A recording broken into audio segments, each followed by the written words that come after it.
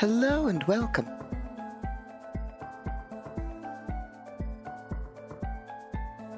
I'm just going over the final preparations here, and we'll get right into the world building.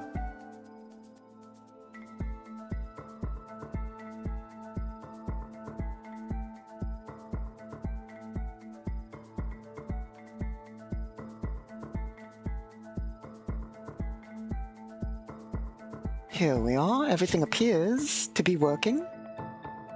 So we'll get right to it. I am Casimira Basilius, and here we will be working on Worldbuilding Galactic Requiem. At least, well, that's the plan. Here we are. Let's see.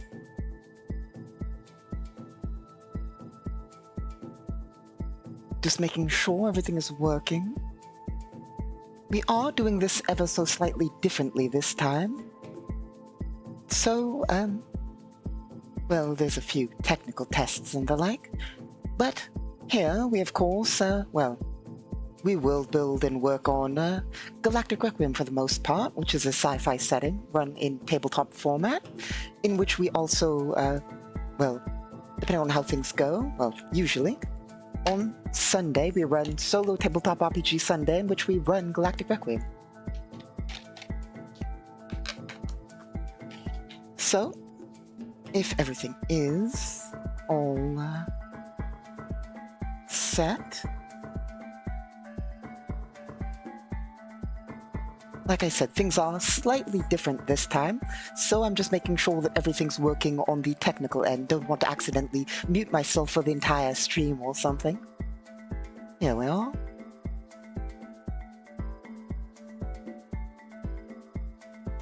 Okay. So, we've been at this for a while, and, well, we're streaming here, which is slightly different because, well, a plan is I was theoretically supposed to upload past streams and the like, but I got distracted and never got around to it, so it's easier to just stream here and upload them directly. And also, of course, we are starting a new non-streamed lore series, theoretically, if we eventually get to finishing the first few episodes and the like, in which we'll talk about the lore in depth in specific topics, because Galactic Requiem is a large and long-running setting, and there's quite a lot to cover that we should go over and so forth, and the topics are, well, they go on for a while. For instance, well, we ramble quite a bit about a variety of different topics, but there's lots to cover. I mean, we could cover the economics of well, the galaxy and the like, and, well, a variety of other things.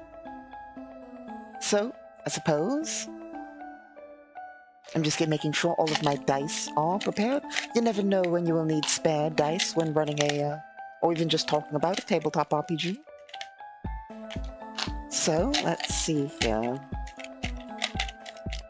Importantly, I suppose, what to start with? Well, I suppose we'll start with where we are and what we've been working on. So, of course, here before you, you see what looks like the top-down view of a city, more than likely. I hope it looks like that at the very least. So, last time, well, I say last time, we've been at this for a while, but unfortunately, due to the way it's been, unless I eventually get around to uploading it all, likely the entire background of this is not here. So I suppose we should cover that. I mean, if this is the start of the archived files until we eventually get around to the uploading the unarchived files, because we do have them all, it's just would require going through them and working on all that, which I hope we'll get to, but here we are. I mean, we're not even on topic of rambling, but, you know, that's how it goes.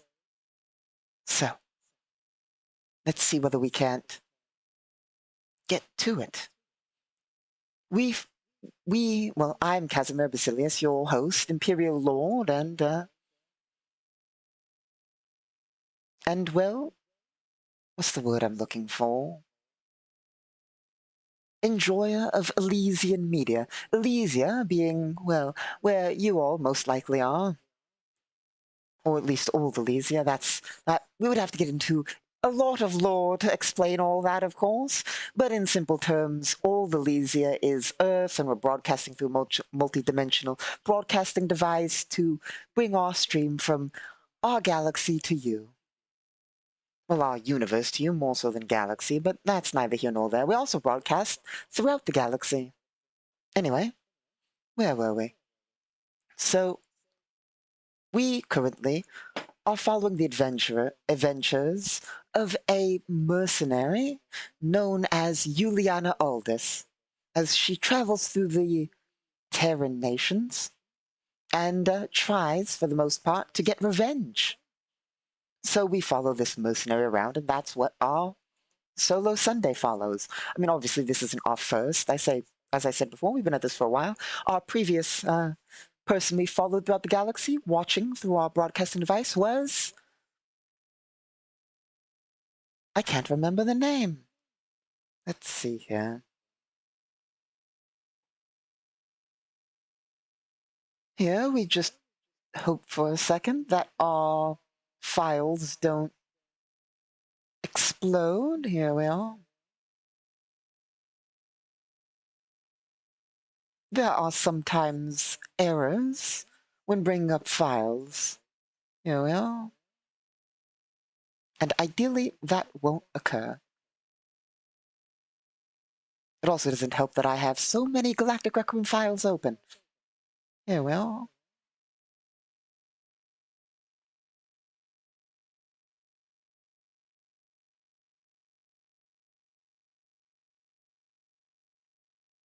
I mean, I suppose we could just do this the easy way. I was trying to open it in our actual editable sheet. But, I mean, I suppose to save on me just going over a file you can't see to find it, we'll open it here. Where is it? That way, it's at least visible. In fact, we'll open the large version of the sheet. Why not?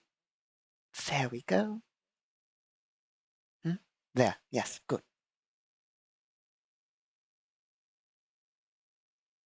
Here we are.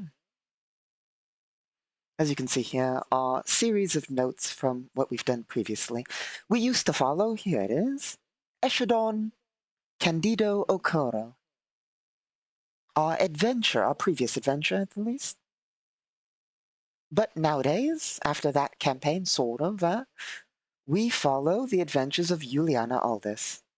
Here we are. Some galactic citizen traveling from the Terran nations and all that. Now, I cover a lot of things repeatedly, unfortunately, but as we've started here and fresh, I suppose we should cover all the basics again. For those of you who know all the previous stuff, my apologies. But here we go. So, for those of you who don't know, here we are. Space.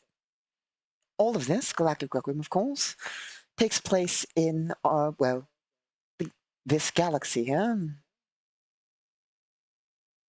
I believe they call it GCAC01.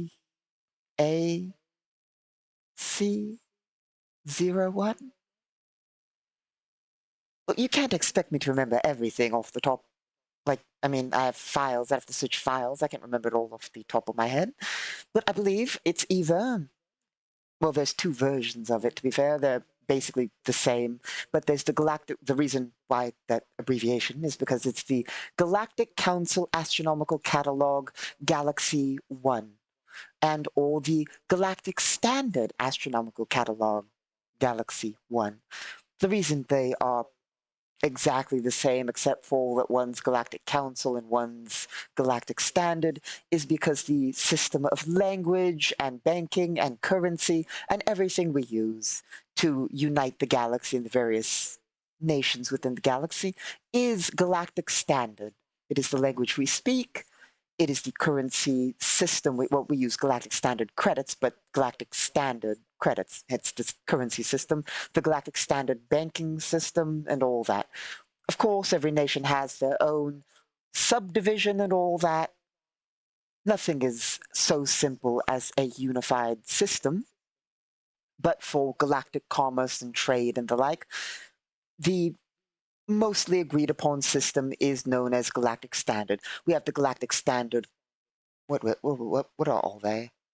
There's the Galactic Standard astronomical catalog for charting space, and it's not only the galaxy, for instance. The coordinate system we use to determine the location of things uses the Galactic Standard astronomical catalog. For instance, just a quick covering of that. This right here is sector 00. So the way it's done is this is sector 00. So 1 north would be 0 north 1, and to the right and up would be east 2 and north 1 to get where the things are from the Galactic Council at the core of, they're not at the core of the galaxy, but it's where we start the astronomical catalog. Because it's sort of the recognized meeting place of the wider galaxy. But that's the difficult thing here is not spiraling off into an unrelated tangent about any of the many related things. Or we try and stay focused on what we're talking about. So, once more, I've forgotten my point. Here we are. Galactic Standard. So, the Galactic Council is 2 entities. There's the faction that takes up the territory here, the Galactic Council territory, as noted by, obviously, the sheet there that says, well, I suppose, no, I did close it, good, so it is visible. Galactic Council. They have territory, but then there's also the Galactic Council, in quotation marks, which is the meeting between any of the recognized nations that sort of loosely goes about deciding things. I say that, but I mean, once more, we'd have to delve deep into all of the parts to explain all of that. Which is why we are eventually going to make a dedicated series of lore videos. Because, of course, as you see here, without proper guidance and the like, we will get off topic and ramble about a variety of other things. Which is why we're going to have a dedicated lore series, basically diving deep into specific sections of lore without all the rambling. But of course, here on Worldbuilding Wednesday, we are known to ramble and world build and talk about mapping and how to build that and just basically everything in regards to what we do here. That's what we do on Worldbuilding Wednesday. We talk about the world building, we make maps, we talk about encounter design, we talk about all that kind of thing. Basically, we just talk about Galactic Requiem in a very free-form fashion, while hopefully getting some work done. Let's see here.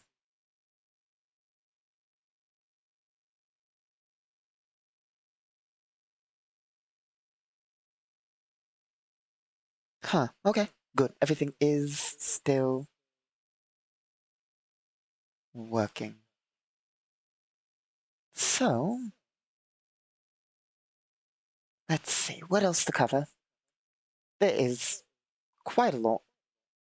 And I'm not sure, to be fair, if I should save topics for our lore videos or just ramble freely. I suppose we could just ramble freely, and if things get covered repeatedly, they get covered repeatedly. It's just the risk of what we do. So, let's see. Ah, yes. Here we are. I suppose if I'm going to go on about all this, I should, at the very, very least, open a file that I should have a bit of an easier time finding. If we're going to ramble about the lore, I would like to be accurate. So here we are. Hopefully we can bring some accuracy. Because we've been doing this for a long time, and there is quite a bit of lore and information. And while I, of course, am constantly working on it all, I can't remember all of it, completely accurately. This is a project that's been basically going on for 20 something years now. So let's see.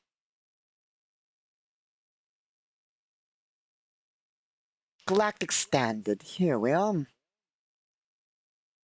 The Galactic Standard System is the accepted unified communication system of the galaxy.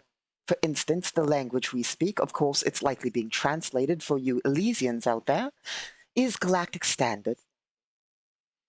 But when we say unified communication system, we don't mean it is only a language. It is a collection of measurements and all sorts of such things. For instance, the language Galactic Standard, the Galactic Standard astronomical catalog, the Galactic Standard calendar, the FTL drive rating.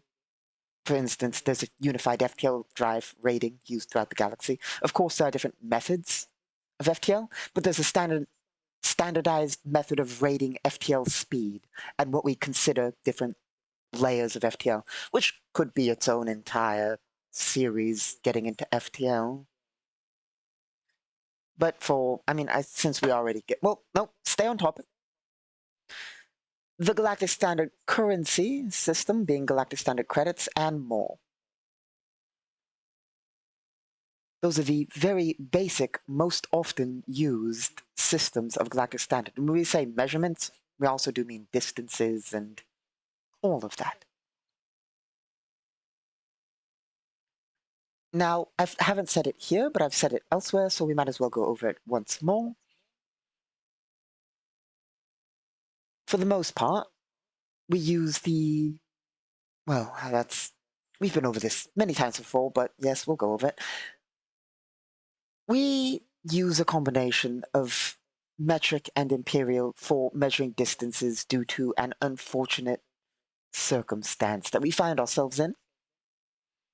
So, currently, the Galactic Standard System, that's really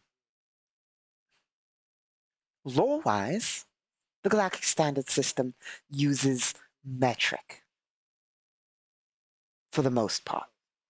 Unfortunately, due to the way that this is all set up, we do in fact use metric, except for everything that is on the small scale.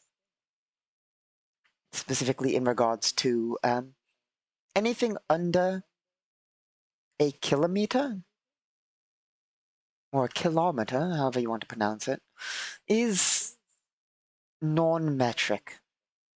Then again, sometimes we use miles, but that's, like I said, it's due to an unfortunate circumstance we find ourselves in regards to basically the fact that the original system this is all based on uses measurement of vehicles and weapons and creature movement in feet. And the original vehicle system for calculating fuel is done in miles per gallon or something, but all overland travel and so forth is measured in kilometers for the most part. Well, that's not entirely true. The first map you saw here, let's see whether we can't re-find it. We have a few maps.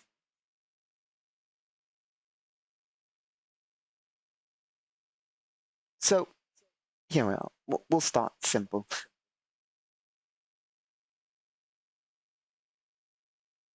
we'll start here. For instance, everything here is in 5-foot squares, of course. Weapon measurements, movement measurements, 5-foot squares. Simple enough, yeah? So, the problem happens when we get to this scale. Well, wrong one. That's the overview. We want the specific one. Here we are. So this, every square here is 50 feet. But this, every square, every larger square circled by yellow here, is a kilometer, while every individual square is 50 feet. And unfortunately, we're stuck with that until we eventually go through and edit everything and hopefully find a fix. I mean, it's not as simple as simply converting it all. One would hope it could be, but I mean, yes, you could simply just do the math and convert it, but the problem we face is decimal places for the most part. And like anything under certain ticks, basically, gets a bit messy. And I mean, it's doable, but so we're just stuck with that for now. I'm not sure why we're on this topic, but I suppose, yeah, because we're talking about galactic standard measurements and distance and the like. Anyway, there's a lot to cover. But we have forever to cover it. So, here we go. I suppose we'll cover what we need to cover to get you caught up for Solo Sunday, I suppose. So, we follow the... Here, well... Where is it? Trying to bring up the sheet again. Here we are. We follow the adventures of Juliana Aldous, of course. She is a mercenary. There's her token. Yeah. She is a mercenary working with her fellow mercenaries currently on a mission to enter this city. We have part of it mapped, but we have a lot more mapping to do. Well, that's the problem there. I was on the wrong... Still had the thing in front of the screen, huh? Here we are. Juliana Aldous, on her adventures with her mercenaries, working with a nation to try and get in here and retrieve a target from a rival nation. Secure and capture and evac the target from the rival nation, supporting another nation in their current war on this nation. Like I said, we've been at this for a while, and so there's quite a bit of background to cover. So her goal is to get into the city, secure the target from sort of hostile territory, not military territory. The target shuttle crashed in sort of gang territory and was supposed to get in there, get into the criminal territory, secure the target, and get them out of there. That's Juliana Aldous' goal here, in the simplest of terms. Her overarching goal being to get revenge on the nation that she's originally from. Of course, here we have her sheet with all the data of that. And we have our bot sheet. Is this our bot sheet? Yes, this is our bot sheet. So, normally, I GM, of course, Game Master for the tabletop RPG. But as we run here, we don't always have players around due to scheduling and the like, we run Solo Sunday, in which we have a bot run the game. The bot is technically a series of charts. We call it a bot or an AI, but it's not really. It's a series of charts, basically.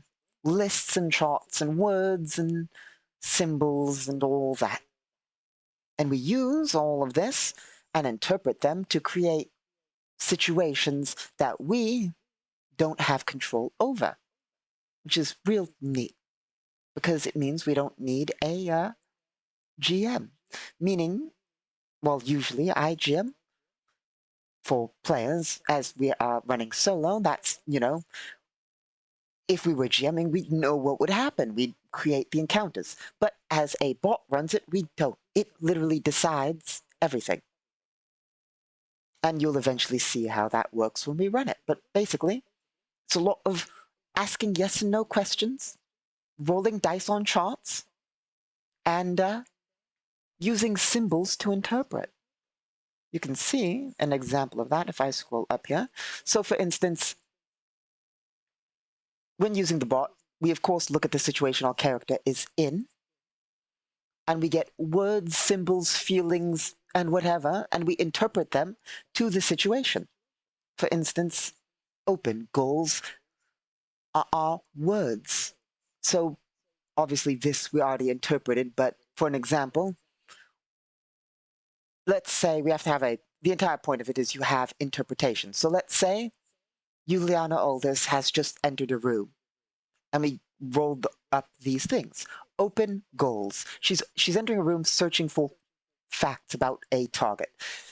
So we have open and goals. So how would we interpret that? We might be like, the far side of the room, there's an open window, sort of indicating that maybe somebody went through here. Or maybe there's a lot of open drawers and stuff around here, indicating that somebody searched the place before us. Goals. So goals. So there are clues here that are related to what we're searching for.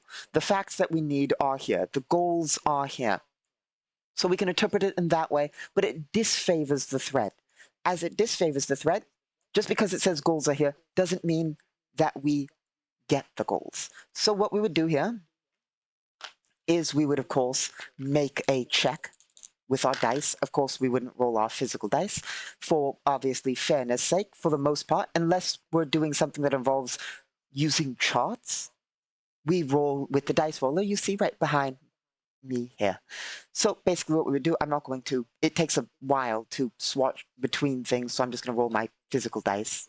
But because we're not actually running here right now, 5. And since it disfavors thread, we could interpret that in a variety of ways.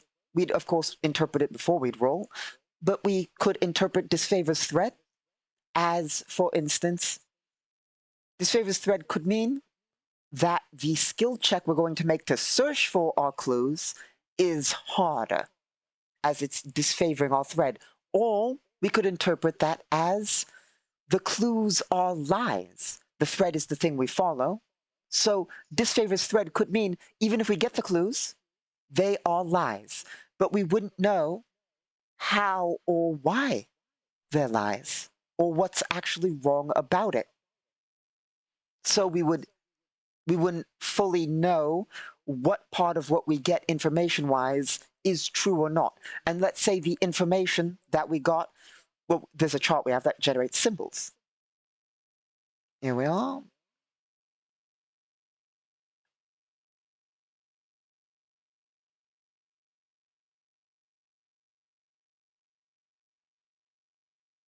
So let's say the symbols we got were the playing card with a Queen of Hearts and a submarine. So let's say we rolled that to generate our clues. So we would then interpret the situation of what we had around us before and be like, so we know that our target is sort of, our target was gambling. As we have a card, our target was gambling. And with submarine, we interpret that, let's see, submarine, boat, water, ocean, underground, underground. So when we searching for clues, we find one of their leftover on their computer. There's a screen up of a underground gambling site that they were on and so forth. And we'd interpret the clues, and so maybe we'd want to investigate that as a lead.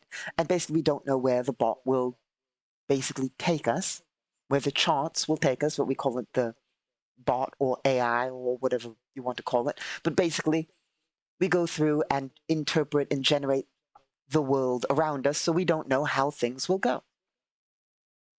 And that's the basics of how this all works. Of course, when we actually run on Solo Sunday, you'll likely see it working because it's easier to, a lot of Galactic Requiem is easier to understand when in play. When it's working, it's easier to understand. For instance, one of our systems, armor saves. Armor saves are a thing in which, well, that's an entire topic. I was going to say, here's an example of something that's rather complex. I mean, it's not super complex, but hard to explain, easy to understand when used. And then I realized, well, yeah, it's kind of hard to explain. That's the entire point of it. So that's going to be difficult to explain. Galactic Requiem runs on a 3.0/3.5 system, heavily modified, heavily homebrew. It's not like D&D. I mean, it's a tabletop RPG running on the 3.0 to 3.5 to 3.75 system. So I mean, yeah, it's a bit like D&D, but it's heavily modified. And yes, a lot of people hear homebrew and think, well, there's certain, I don't know what they think, but there's certain connotations that come with homebrew. But like I said, we've been at this for 20-something years now, specifically working on Galactic Requiem specifically for over 20 years now. So it's heavily worked on. It's not like it's slapdash or anything. There's a lot of rules and we're constantly tweaking it to make it work. And basically, we've gutted a lot of 3.0 to 3.75, and it works similar to a lot of it, but different. It's hard to, I mean, we'd have to get into the entire way the system works. But in simple, the very base classes are very much D20 modern. The system is 3.0 to 3.75, and a lot of the skills are very spycrafty, specifically skill-wise, and the way the skills work. For instance, we also have action dice, and it's a lot of, it's hard to explain. I mean, it's not really hard to explain, but there's a lot to cover in how it all works and how it's all put together. For instance, I suppose we could just scroll down. Yeah, for instance here, well, as you can see here, Juliana Aldis's sheet has some things you may recognize from a standard D&D sheet, but some things you may not recognize. For instance, of course, you have your main 6 stats, strength, dex, con, int, whiz, char, of course. Then you have some things, well, you have HP, AC, defense, things you maybe loosely recognize from D&D. For instance, damage reduction under defense. Not usually seen in D&D, but we have damage reduction here. Then movement, of course, that's simple alternate movement method. Makes sense. Sanity. Sort of like those Call of Cthulhu, you know? Not saying there aren't eldritch monstrosities here. Not where Juliana Aldis is, more than likely, but in the wider galaxy. Of course, there's certain things out there that may have an effect on that sanity. There's stress, which is different from sanity. It's related. There's stress, sanity, and sort of a third sort of shock points that all tie together. They're listed separately, but they tie together. I'd have to explain the sanity system for that, but in simple, sanity directly is unspeakable horrors. Stress is situations that you're not necessarily trained for or used to that may cause you stress, and shock is related to all those, and there's this system in which they transfer between each other. I mean, they don't entirely transfer between each other. I'd have to open the book and read out the exact rules to you about how it works if we wanted to cover that. But it all travels a certain way in how they affect each other. And then, of course, at that last one that you might not be familiar with, unless you're familiar with Traveler EDU, Education School. And then, of course, if you're familiar with the base things, for reflex, will, of course, base attack, ranged attack bonus, and melee attack bonus. Feats, of course, simple enough. Something you might not be familiar with if you're familiar with the usual D&D. Right there, trained. Yes, and two things right after it. Here in Galactic Requiem, we allow training of feats. So I suppose we should cover what Galactic Requiem is. See, the problem here, I think I've said this before, yeah, but the problem is, we here Galactic Requiem is originally a written work turned into a game. The game here is meant to emulate a universe, following the rules and ways the universe works more so than a standard D&D game. So we take out a lot of the things that are there for game purposes. I mean, don't get me wrong. It's a game that is playable, but we simulate a universe, and it is all persistent for the most part. Every player who's played Galactic Requiem has done things that have affected the universe as a whole. Well, not necessarily, but when I say that, I mean, there's been campaigns in which players have run businesses. Their businesses exist in the world, and they may not have a large impact on the wider galaxy, but this is all part of the galaxy. We simulate a universe, meaning players, while they can have plots and quests and the like, are basically, the way I've run Galactic Requiem for players is basically, the way I describe it is, this is the universe of Galactic Requiem. There will be adventures and quests and plot hooks, but you're not beholden to any of them. I provide a world, and how you and your party interact with that world is up to you. If you want to take on missions and adventures and be very linear in how you go about things, you want to join a military organization and go on specific missions or basically have standard dungeon delves, sure. You want to start a shop with our business running system, because we have systems for organizations and running businesses and that entire thing. You can be a factory worker, and we have a system in which you can engage with the world in a way that is complex while still just being a factory worker. It's this semi-custom system we have called CRISP. I forget what. CRISP is an abbreviation for like challenge, resolution, independent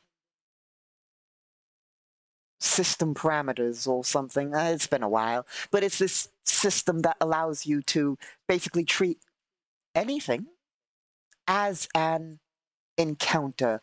So you can have the tactics and challenges and thinking and planning of combat, sort of. It's not handled entirely like combat, but all the complexities of combat in non-combat scenarios. You can have debates, you can craft objects, you can work in a factory.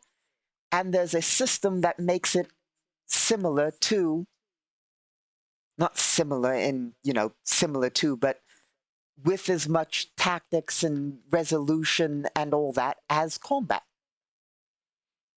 With all that kind of stuff. And where were we? I'm getting off topic again.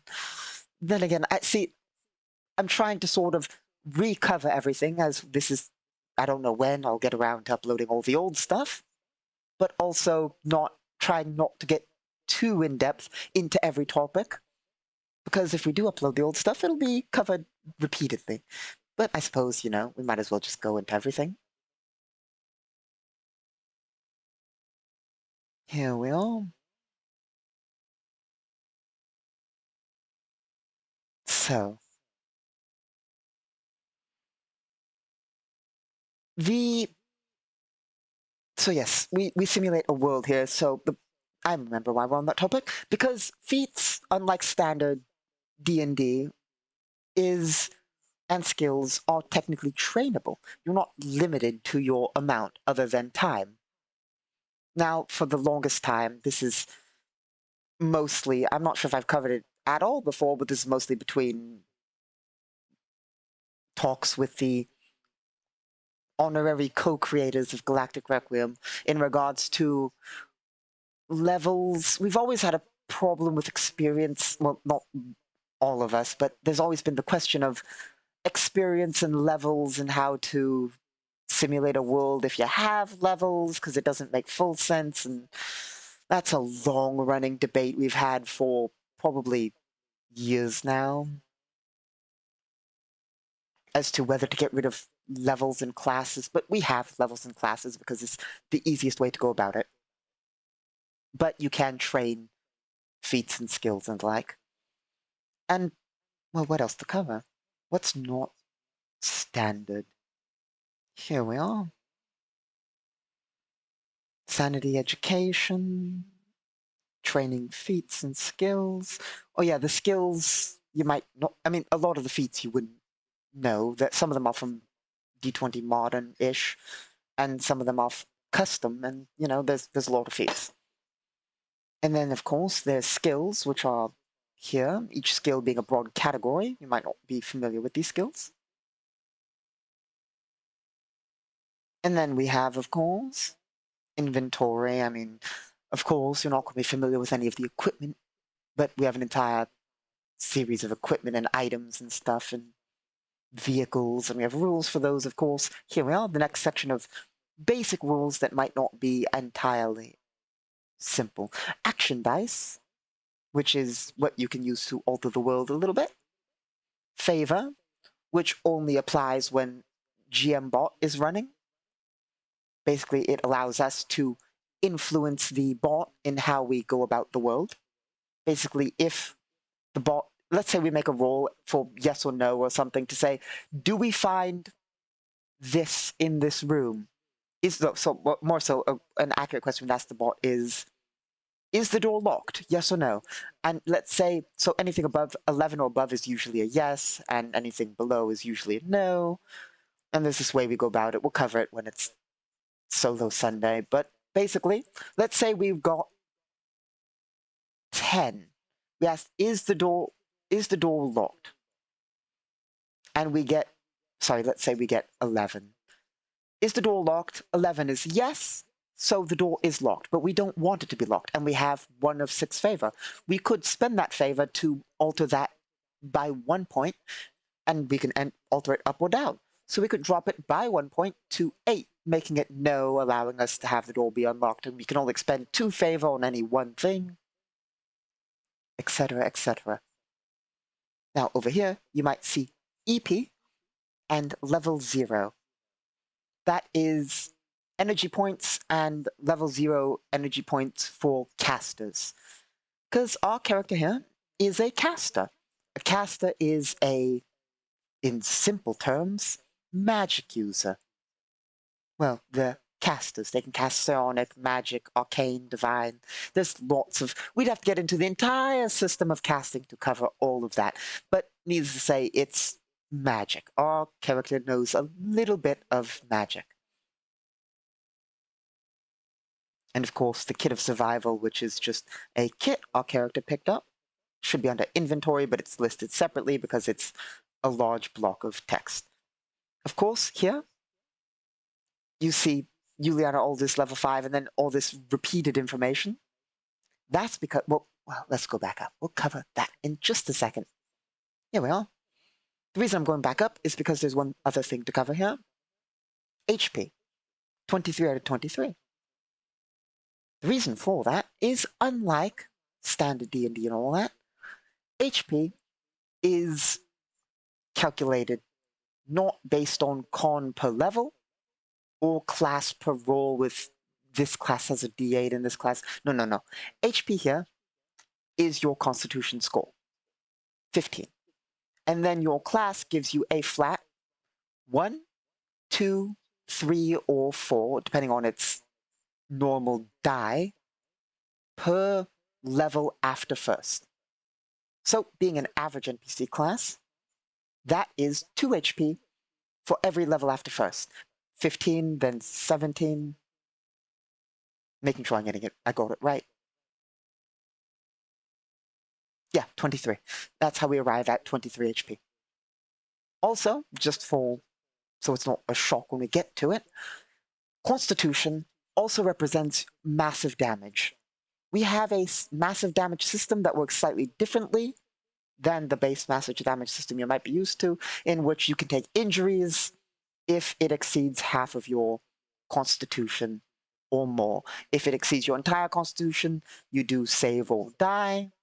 However, that is if you don't spend action die to reduce the penalty, because action die can be used to reduce the penalty you face.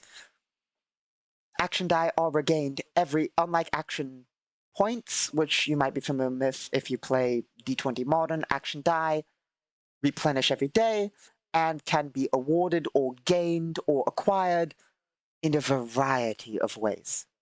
There's even the specific feat tree that lets you regain action die from doing specific things. And so action die allow you to do a lot. For instance, they allow you to add plain D4s to any roll, basically. Well, not any roll, but there's a long list of what action die allow you to do. You'll eventually likely see all that as we run the game. I don't know what to cover. There's a lot. Like I said, we've been doing this for a long while, and just like, I'm sort of mixed between explaining the rules, explaining everything, because, like I said, this is, it's not new, and we are recovering all this, but we're broadcasting to a new place, so.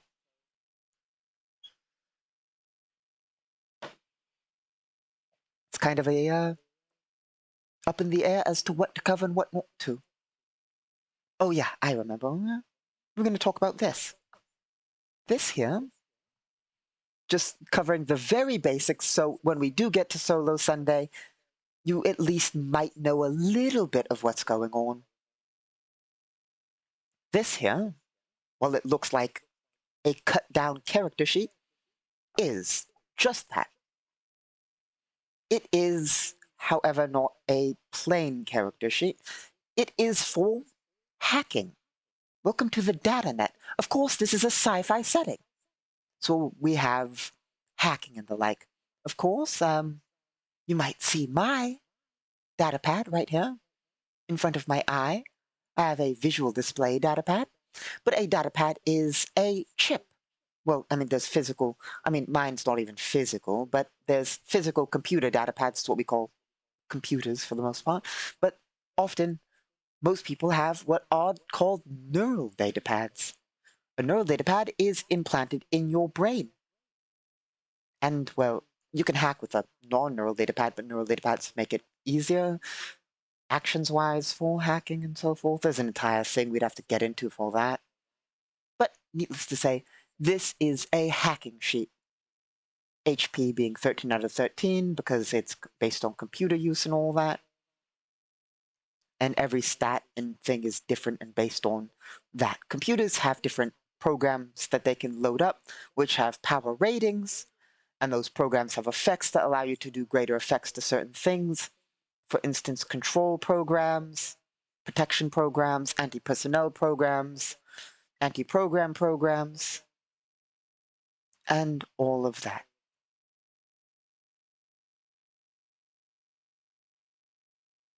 Here we are.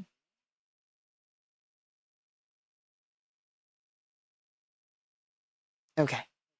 Sorry about that. Here we are. And here, so programs allow you to do special effects. Usually you can do effects without a program, but they're far less. You can only load as many programs as your datapad can hold. There are different tiers of datapads that can hold different amounts of programs. Here we have What else is there? You might see there's MAC and AC. The difference is, as it says there, Mind AC. Because when hacking, there's different tiers of hacks, 1, 2, and 3.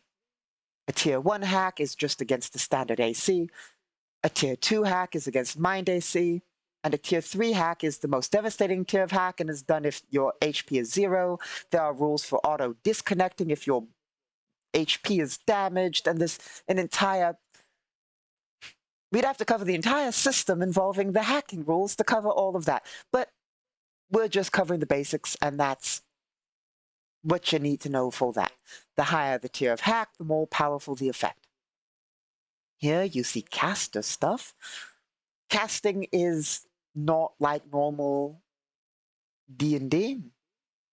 Casting is done with well, as you might have been able to tell, due to the fact that it says EP and a number, being energy points and a number, casting uses energy points, not spell slots or anything like that. Energy points. You use your energy points, and each spell has sort of a level that indicates by its energy points of how much it costs. We call, for the most part, we technically call casting. We call people who can cast casters, but technically the 3 forms of casting in loose are Divinofray, Arcanofray, and Psionofray. Those are the 3 main forms of casting. You can basically, the way casters work in Galactic Requiem is it uses a base system, but they are very free form. And you get benefits for specializing. For instance, if you want to be a caster that literally only casts from books, you have to use a book to cast, or a rune caster who only uses runes to cast. You get benefits in the power of your casting, however you have these limits, and you can basically create anything with it. It's not as limited as what you might be used to with standard D&D magic system. Also energy points, so it's not like you're limited to a certain number of spell slots. Also, the way casting works is slightly different in a sense that you roll a dice, and it has a certain, well, to be fair, where to begin? Here, you can see the 3 main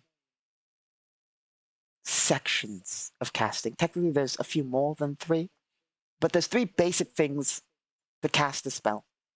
Basically, technically, there's 2 things to cast a spell. You can roll category 90% of the time. Those are method and effect. As you can see here, let's use bolt because it's the simplest. Bolt. That is our method of casting. We are using a bolt. Effect is what we're trying to do. So, I'm firing a bolt of fire. You're combining method and effect to acquire result. Every method has a way it works, and every effect has an effect that it does, or a series of effects that it does. So, a fire bolt is your method and effect of how you cast. And it gets rather complex. For instance, it doesn't have to be bolt. You could have targeted or target. For instance, a target is a target, and then we use effect. It's not, this character doesn't have it, but let's say we have target and effect curse.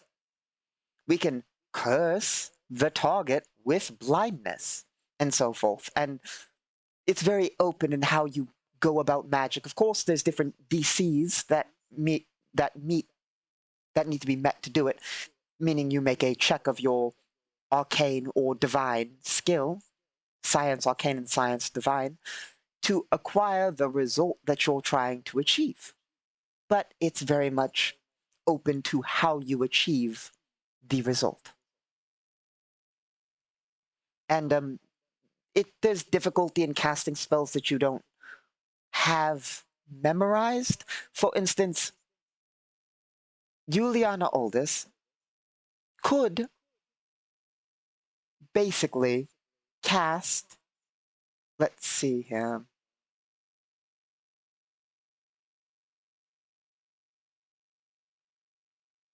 empower item affect fire. Method, empower item, affect fire to create a flaming sword. However, while she may have the method and effect, this is not something that is listed in her known spells, if you will. So it's slightly harder to cast. And if she eventually chooses to study it enough to become a full thing, the DC for it is lessened and it's easier to cast this thing. Up to a certain point, of course. And of course, in casting, there's also the ability to lessen energy points spent and transfer life energy to mana. And there's an entire casting system for doing magic and the like. Much as how there's an entire hacking system for doing hacking and the like. An entire combat system for combat, an entire crisp system dedicated to resolution of everything else, an entire chase system for chases, an entire debate system for debates. There's systems for everything. There's systems for running organizations. Like I said, I have players, quite a few players, who run organizations. Sell goods, trade things, medical organizations. You can travel to the galaxy trading using a starship. If you have a starship, buy goods here, sell goods there using our trading system. Based on supply and demand in the galaxy and all that. Or, if you don't have a starship that can transport goods, sign on, be a worker in such an organization. Basically, we simulate a living universe. There is an economy going on out there. There's things going on out there. And how you interact with it is how you interact with it. And there's systems in place to do it all. Like, for instance, the entire goal here is to make everything entertaining. So surely, but while entertaining, also simulate a universe. Surely you've heard of games out there like, let's see. What's that game called? Surely you've heard of games out there like Cooking Simulator and the like, or House Flipper, or whatever those are. You know, games like that, in which they have systems for these simple things. That's why we use Crisp to resolve, you can have an entire campaign in which you're a chef and you're using the Crisp system, sort of engaging concepts or to cook goods, and how well do you do based on the crisp system, which takes several skills into account, and you're up against this and that, and you can simulate anything with. See, we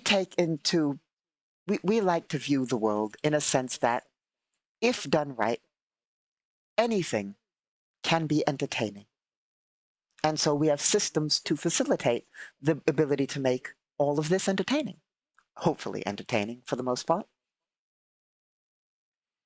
And so, yeah, I mean, I don't have one open here, but there's an entire separate character sheet for organizations and how they work. We even have nation running, from small scale to large. Yes, you can run a space nation. Suppose we should go to that map so we can cover some of that. My apologies, however, for the very scattered nation. Nation? No, scattered. What's the word I'm looking for? Scattered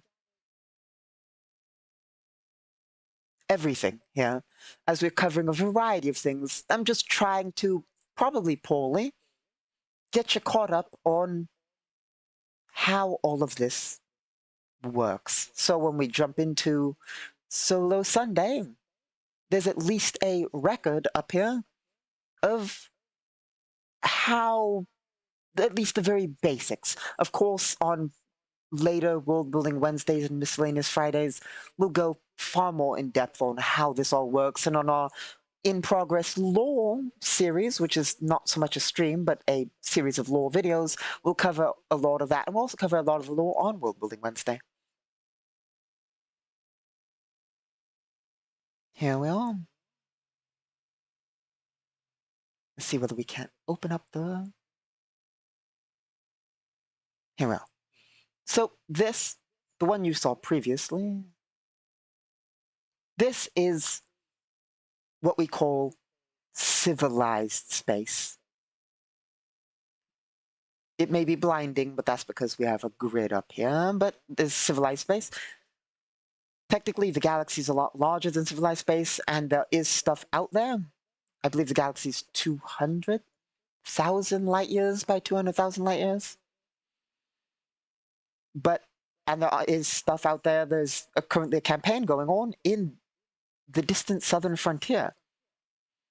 It's just this map is this size because of limitations. But in simple terms, as you see, it's called a core gigasector because units of measurement. Every white square here is a sector. Every yellow square is a megasector.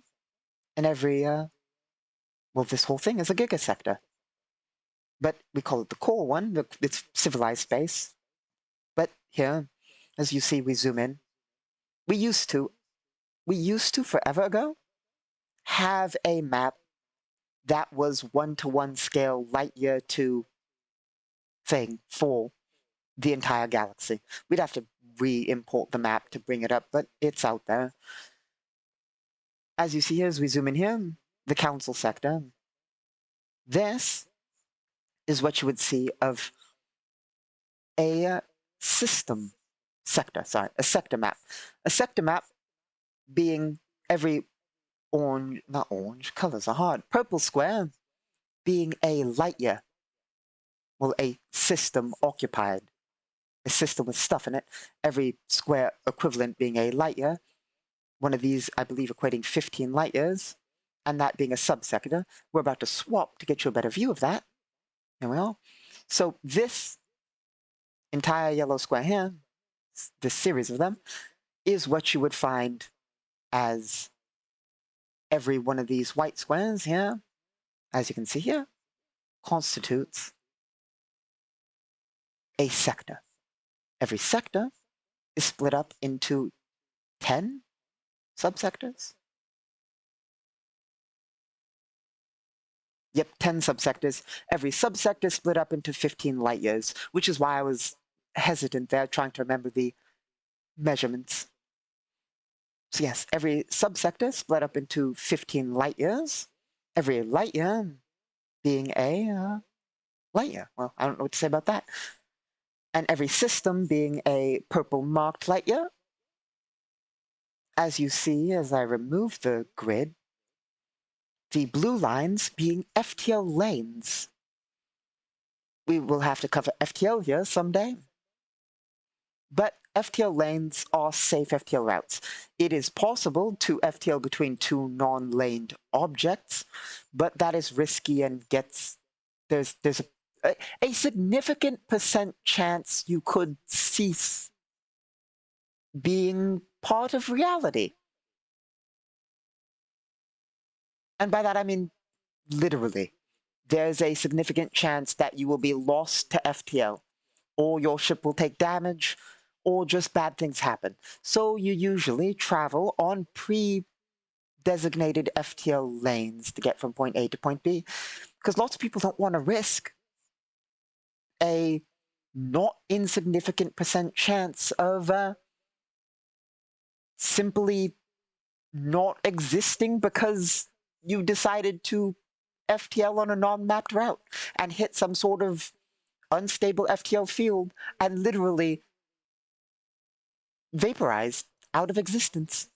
It's not ideal. There's also multiple methods of FTL. I mean, there's subspace, hyperspace, slip space, warp, gates, jump space. A lot. And we could cover the different layers of each of those and how that all works. We actually have rules for exposure to those. And of course, the worst thing to be exposed to is FTL. Not FTL, sorry. Jump space. Of course, it's not good to be exposed to FTL. The worst thing to be exposed to is jump space. The least worst thing to be exposed to is, I believe, a warp field with subspace and slip space. Those and hyperspace all being equally dangerous to be exposed to. And by dangerous, I mean radiation sickness and disintegration. So yeah, like we have rules covering everything. Oh, a little bit of a hiccup there. Well, where to cover in addition?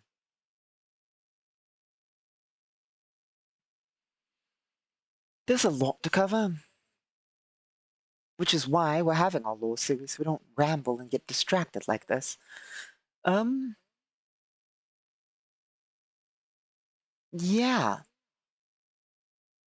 there is, well,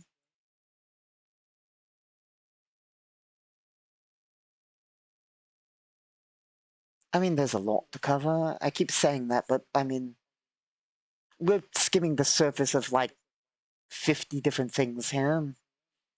Of course, we have starships and starship combat, as to be expected, of course. And, well, once again, a lot.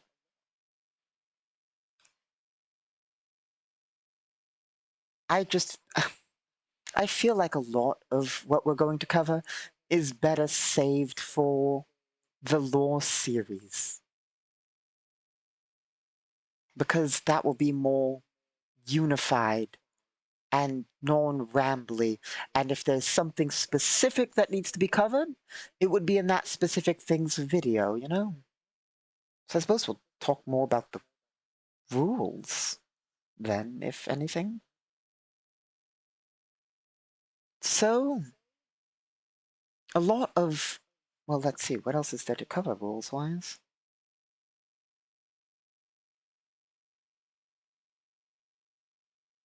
I mean, of course, there's hunger and thirst. It's not usually too important.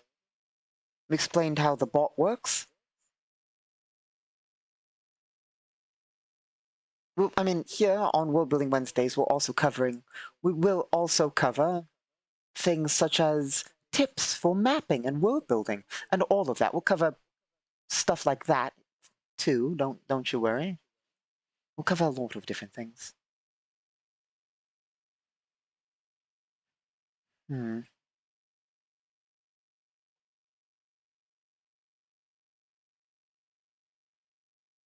So, oh, why don't we scroll down to here? Of course, this right here, this series of below here, this, yes, a series of charts and so forth with information that probably makes very little sense is just our charts we use to determine what the bot generates, basically for a memory of the bot, in a sense. Basically, what allows the GM bot to remember events and things and characters and pull them into the plot so we don't know what's going to happen. And the way it works, as I explained with interpretation, the bot has like, what's the math on it? Half a second.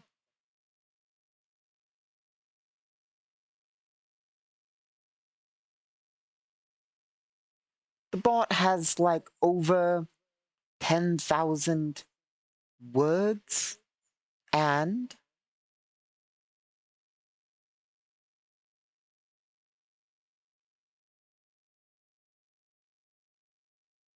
like 16 million, 17 million, we'll round up. Well, I'll give you the exact number, why not? 16,990,884 combinations of pictures that it can give us. And then you can combine those with the 10,000 words it could give us, not to mention all the additional things that say, congrats, you rolled this, roll on the feelings chart, or roll on the, which basically says whether this is good for the player, bad for the player, good for the character, good towards the plot line or against the plot line. Then there's an entire series of other books that generate for literally, if you put an entire chart together, there's a maximum of like 170 billion options, and each one interpretable. So there are, while it may sound like, oh, there's only 17 million to 170 billion options, but each one is also interpreted to the situation. For instance, as my example that I did earlier, you open the door, we know what we're searching for, we have some information, we can reference the chart here, as you see if we zoom up here. Characters that are stored have any character involved in the plot can be stored if they're relevant enough, and they have personalities that allow us to interpret what they'll do using a character actions chart.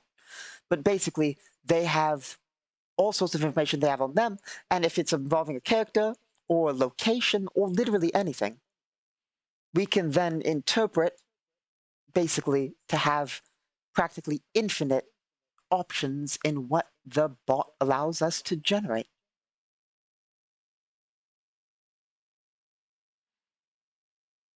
So this you see here is turning points, I believe, which is basically saving scenes, how scenes and events start and end. Characters are just descriptions and facts about our characters, not our character, but characters we find.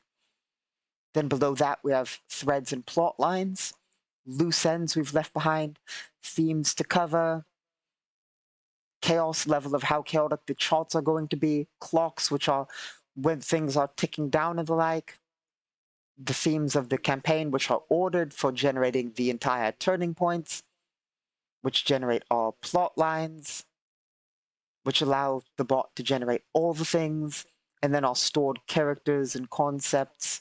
And then below that, we have a location generation chart and basically an entire series for generating basically what we need for the world. Let's go back to here. Of course, every square being a light year can have multiple objects, but usually a star system. Those star systems have data on them. Hopefully you can see that. I don't know how well it captures, but we have charts for what's in star systems and what's on planets, and all the way down from nation running to organization running, corporations, businesses, and how it all stacks all the way up to a living universe and trade and all that along the FTL lanes, and mass combat, of course, for galactic scale engagements, and however anybody wants to interact with the world. Well, what were we covering there? Oh yeah, random generation. So normally we GM. However, as we use a bot, because solo, so we don't know what's going on, the bot runs it. And one of the problems we face, to be fair, I've been over this many times before, but we might as well go over it here. One of the problems we often face here, specifically with the bot, is normally I love making maps for the campaigns.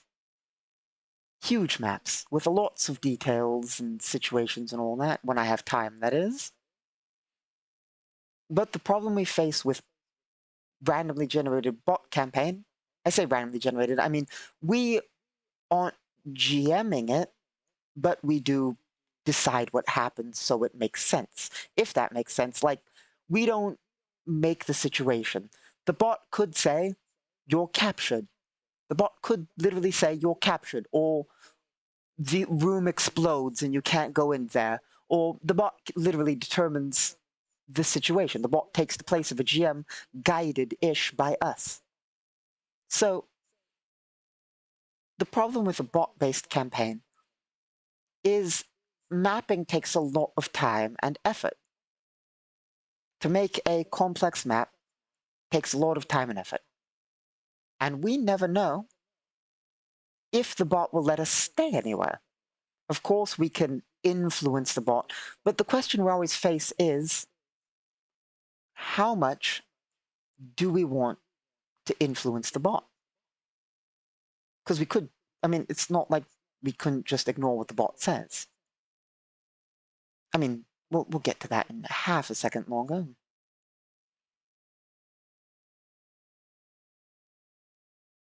Well, we'll get to that right now because I had something I was going to say, but I lost my train of thought. So, lore-wise,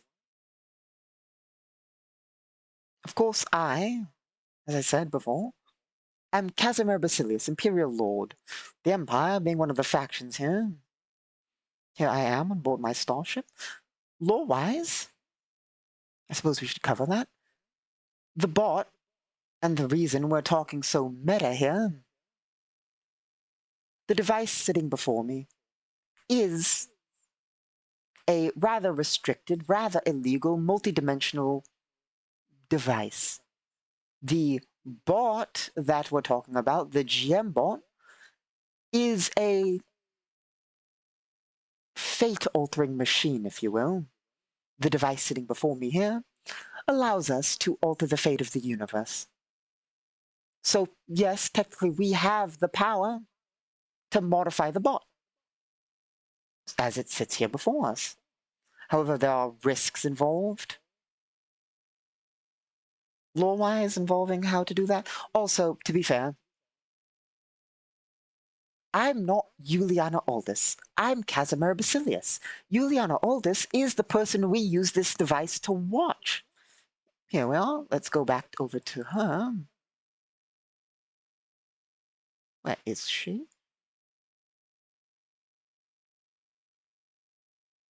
That would be...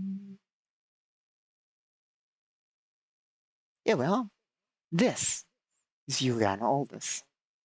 So, not gonna lie to you, I am not entirely invested in what happens to Juliana Aldous. I mean, I'm slightly invested in what happens to Juliana Aldous. I'm here bringing you the adventures of Juliana Aldous for all of our entertainment. But, I mean, it's not like it has any effect on the greater galaxy or empire, of course.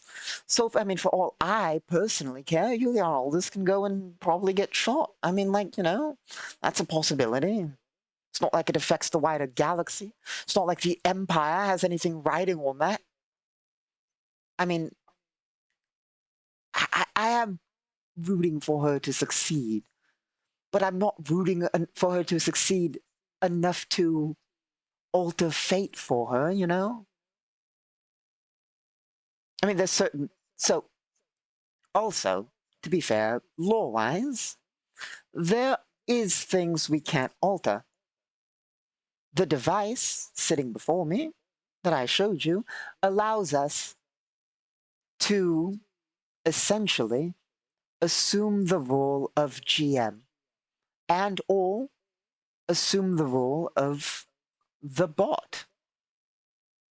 It, however, does not in any way allow us to modify dice rolls.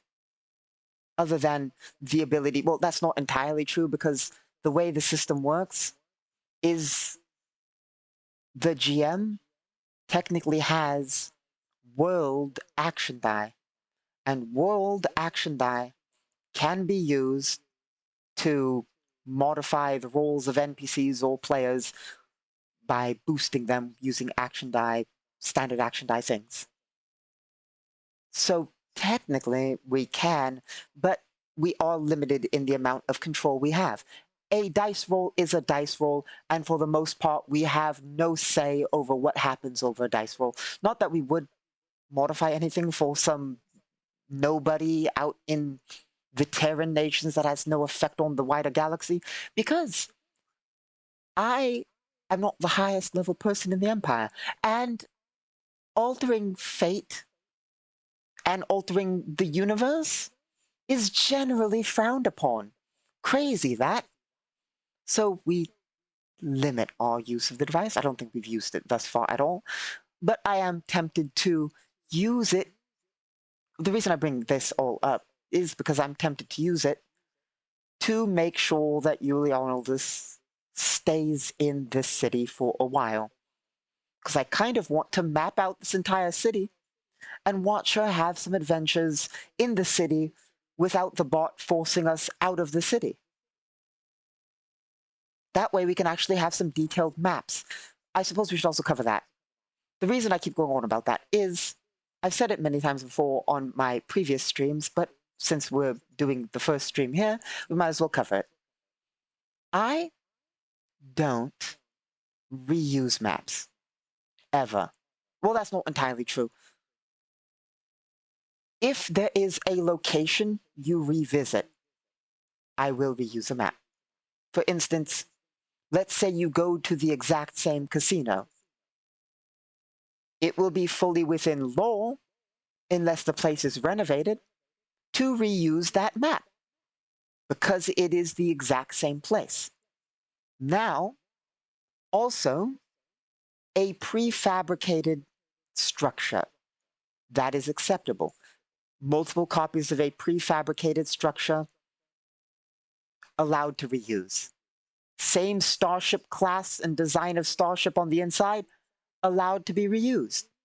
But if you visit 2 different asteroid bases, generally 99.99 repeating % of the time, I will make a absolutely fresh map.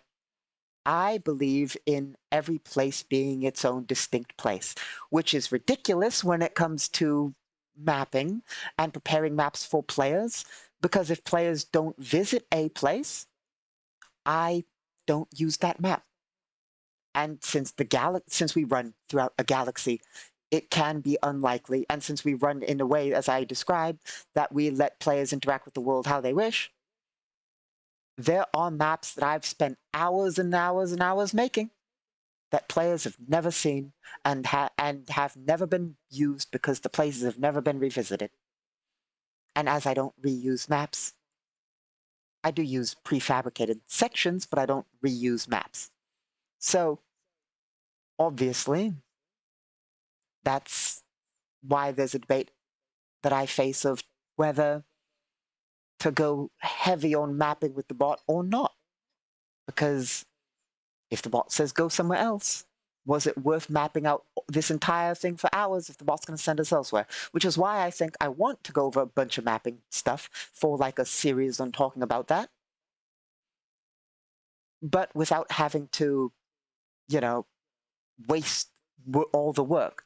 So I'm thinking about, you know, altering fate and making sure that Juliana Aldous stays in this city.